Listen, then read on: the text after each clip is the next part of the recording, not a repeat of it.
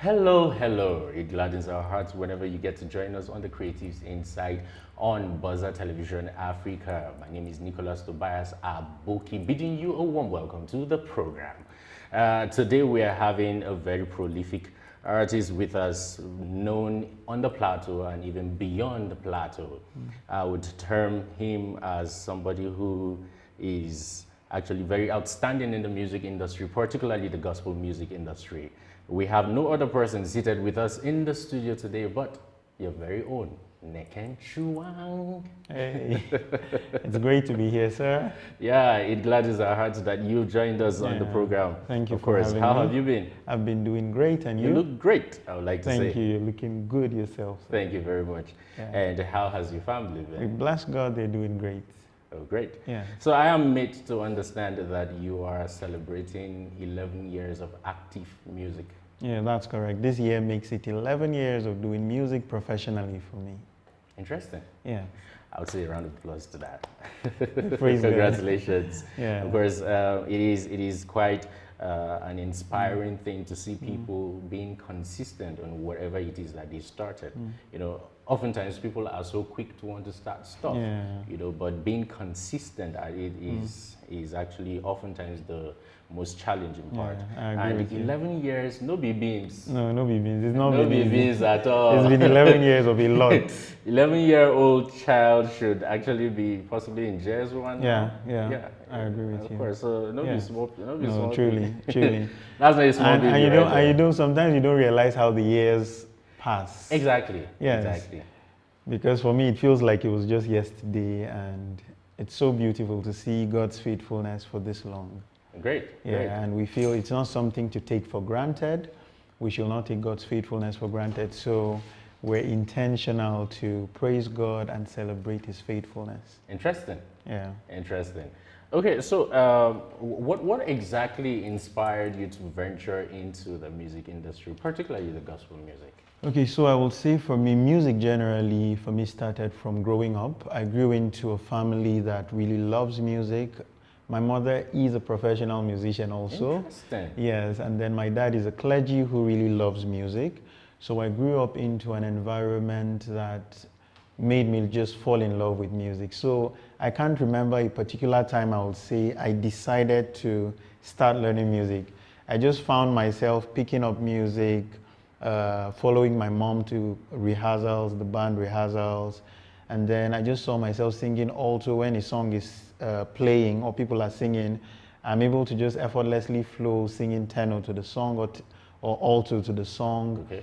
And then I now, of my own accord, decided I wanted to be part of the choir when I was really young. Yeah. And I had a family that was really supportive.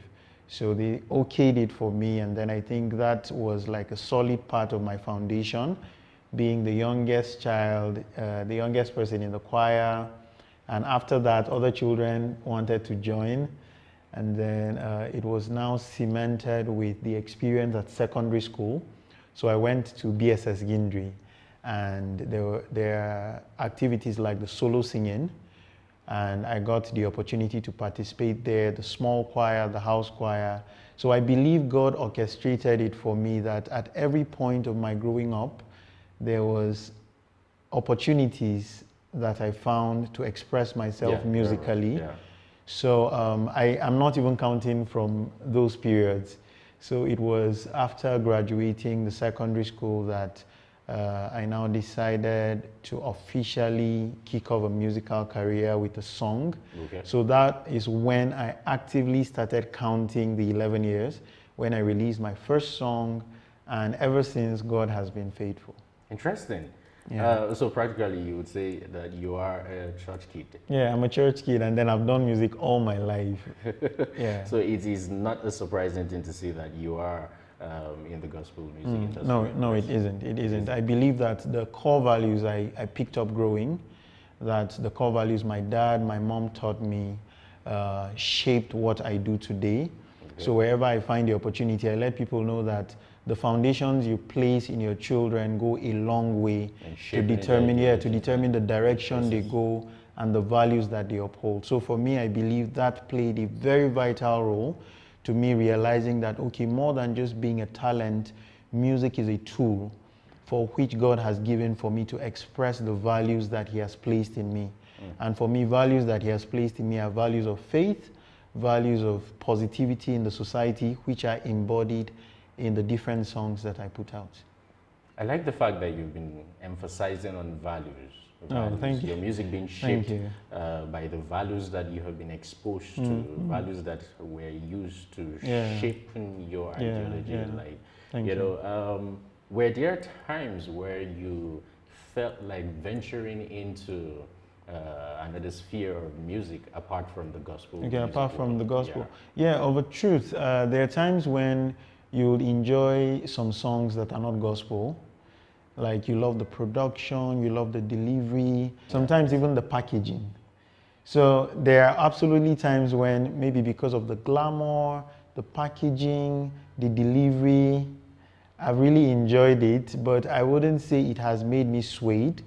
It has made me sway my decision to be in the gospel, but I will say that there are lots of things that I admire that people that might not be gospel artists put into, which includes the excellence, excellence in sound production, excellence in sound production, how creative you see someone express a line and then makes you sit down and think, how did this person think of putting this together? So I will say that I'm a person that I'm open to admiring and enjoying the beauty of creativity from other spheres aside the one I'm in.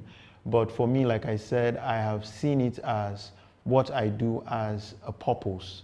So when you discover that your purpose is found in something, you realize that living that means living your purpose. Absolutely. Yeah, so for me, that is what has kept me guided, understanding that bigger than just a talent, my music is a tool.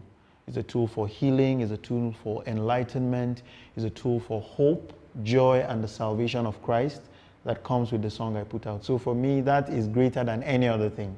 Interesting. Yeah. You know, living in a time where people have concerns regarding the kinds of messages that we have in the gospel music world. You know, some people have stated that there are songs that attack the gospel, but they don't actually carry the message of the gospel. So what is your stand on that, and then what approach do you give to your own content? Still looking at the fact that, okay, you are a music artist in the gospel genre. Okay, so firstly, I will say my perspective to this particular point of view is that firstly, you cannot give what you don't have. You cannot give what you don't have. So I believe that, just like I said earlier, more than a talent, every creative needs to go deeper in whatever form of creativity they do. So more than I do it because I love music, because my voice is nice, we need to be in a place where we're conscious that, okay, we're shaping cultures, we're passing messages. I remember getting a message from someone online about wanting to commit suicide, and then God allowing them to encounter one of my songs and then using that to give them a turnaround in life. Yes. So I feel like being conscious of that will now put you in a place of responsibility. I think there are artists or creatives that have not taken themselves and put themselves in a place of responsibility, realizing that whatever I sing today can be a hope for someone, or it can be a reason for dragging someone down. It can give life to someone. Because I feel when we're able to reach that point where we're conscious of that responsibility upon us, you'll see that, okay, as we write these songs, we'll be conscious of, okay, how theologically sound are these songs? How morally upright are these songs? And I feel like there's need to bring that enlightenment more and more. And I believe a platform like this will serve that, and we're trusting God that more platforms will come up. But I will say that musicians, creatives in every sector must begin to understand the responsibility that comes with the gift. And when you have that, for me, I'm grateful to God for helping me understand that. And that is why as I write songs, I don't just write songs because I feel like writing songs. I think and I check the theological rightness of the song. And then I also have people. My father is one of such people. My mother is another of such people. Help to check Yes. So when I do a song, I'm like, okay, can you listen to this new song I just wrote before even recording it? can you listen to this new song I just wrote? What's your thought? My wife also helps me to do that. So it's good that a creative puts around himself or herself people that are sound in the word, people that have a good worldview and morality view, because these are the people that will now stop you in your tracks in places where they think you can make something better, in places where they feel you're missing out on a soundness. They can bring you back to order, and then I believe it helps you have a more qualitative work. And for me, I've been intentional about that, and the people around me have been very instrumental to doing that. Sometimes even my producer can chip in beyond something. the people around you that help to checkmate the content of your songs, what personal discipline or what have you subjected yourself to, like learning? Okay, learning. So firstly, I will say, in as much as I'm a musician and I'm also an entrepreneur by the side, I have always availed myself to seminars. I've always availed myself. Seminars Doesn't have to be gospel. Like seminars. For me, whatever gives illumination, whatever gives knowledge, because I feel sometimes you might compartmentalize yourself to a place.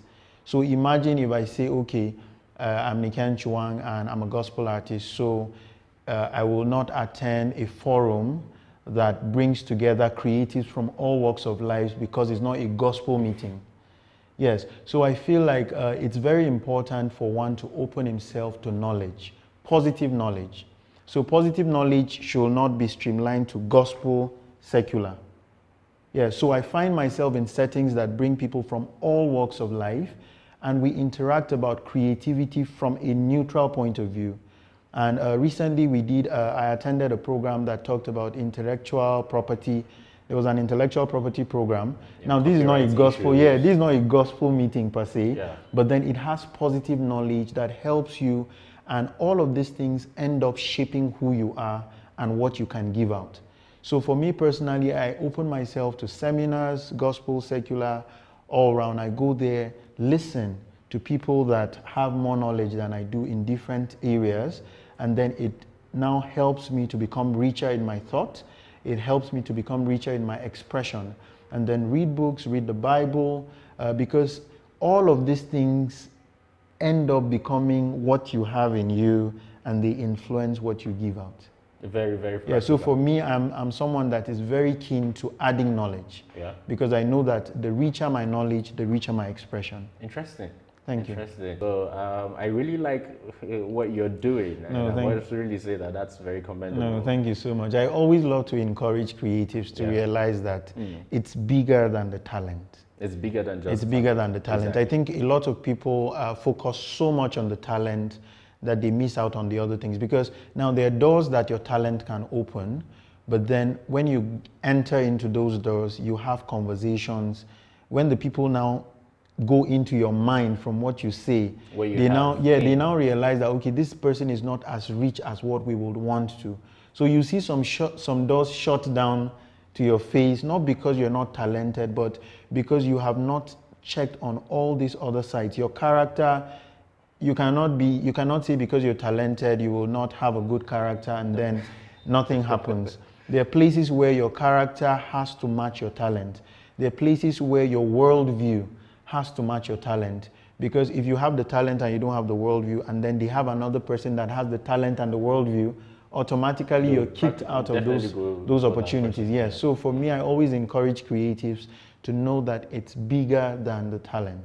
Dr. Miles Monroe said in one of his books that talent is like a shooting star. It just goes and you never see it again. You know. So, but character, building character beyond just working with the talent is like the sun.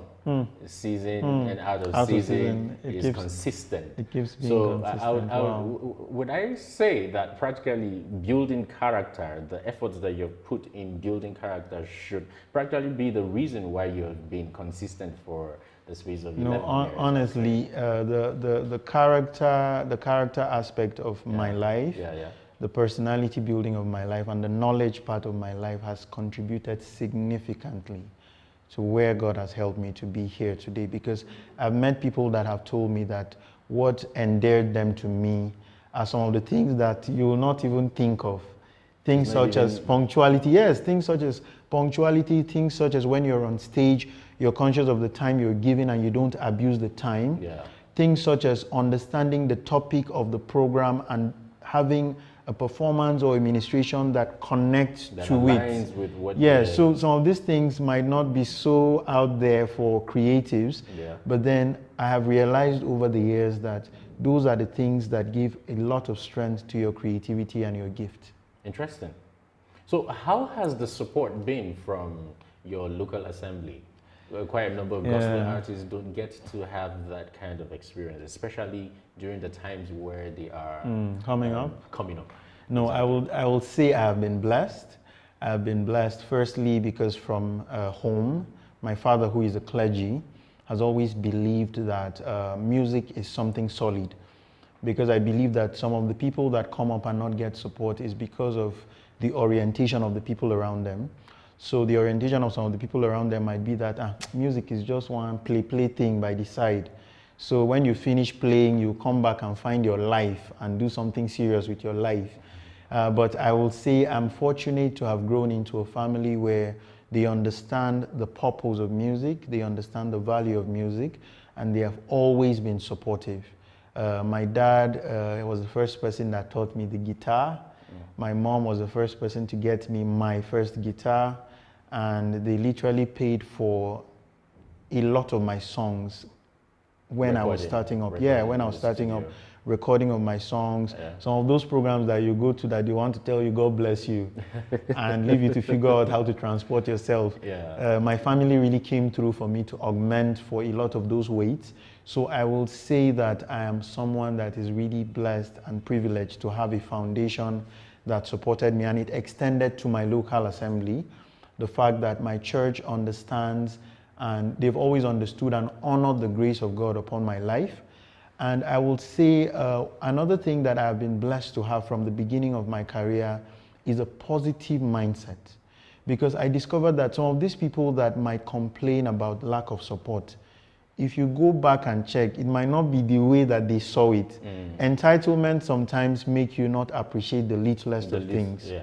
And then I realized earlier in life that when you're grateful for the little God gives you, God has a way of bringing more. Exactly. Yeah, so for me, I've been someone that from the beginning did not have an entitlement mentality. So for the little support I get, I'm grateful. And I don't feel entitled to people's support or love. So I've always been grateful for whatever I've been given. And I think that has also helped me to see and appreciate. The more you see positivity, or the more you put your mind to see positivity, the more you see a lot of positive things. Would you say that the lack of seeing positive things or positive opportunities, like you highlighted, is practically the reason why some people gospel actually artists have not really excelled? No, I really think for some that is the reason, because when you're not able to be positive, you will now begin to see the people that don't appreciate you. You begin to see the people that don't value you. And of course, and what you do as you do that, you now shut your eyes from seeing the people that appreciate you and value you. Yeah. And then when you realize that, okay, nobody owes you anything.